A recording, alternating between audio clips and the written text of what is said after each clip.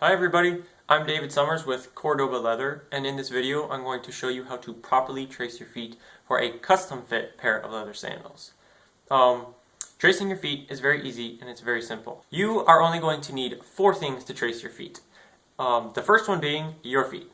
The second thing you're going to need is a pen. The third one, a quarter, and the quarter I'll show you towards the end of the video what that's for. And then the last thing is a blank white piece of paper without any lines. Makes it a lot easier if you do that way for when I'm making your sandals. Before I continue on to showing you how to trace your feet, I would want to mention that when you're adding a pair of sandals to your cart on the website, there's going to be a pop-up window. Within that window there will be 2 drop-down menus, and you need to fill both of those out before you can put the sandals in your cart. The reason for this is, in the first drop-down menu, it's just asking if you're going to be mailing the trace of your feet or if you're going to be uploading on the website.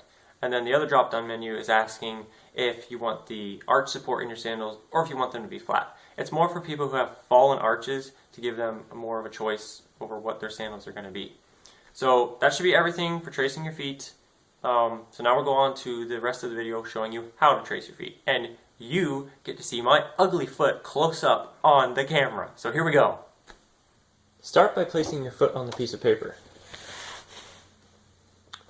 If your foot doesn't fit lengthwise on the paper, you can go ahead and turn it diagonal.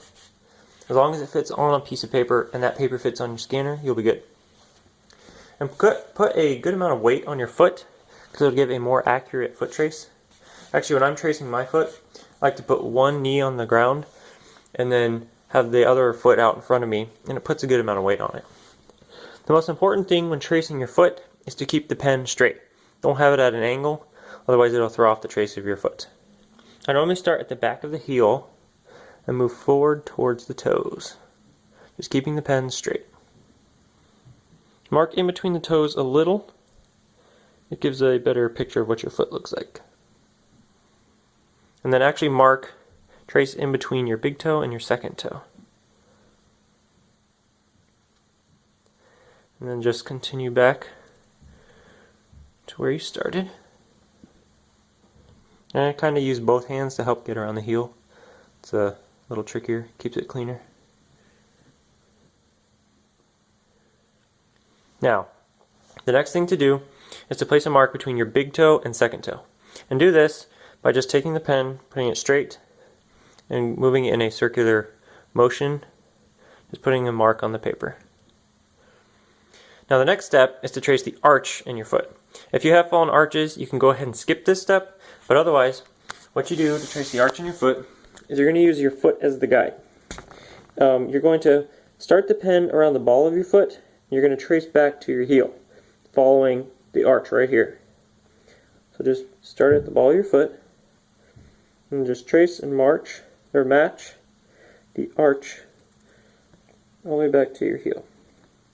Go over it a few times. It doesn't have to be absolutely perfect and straight.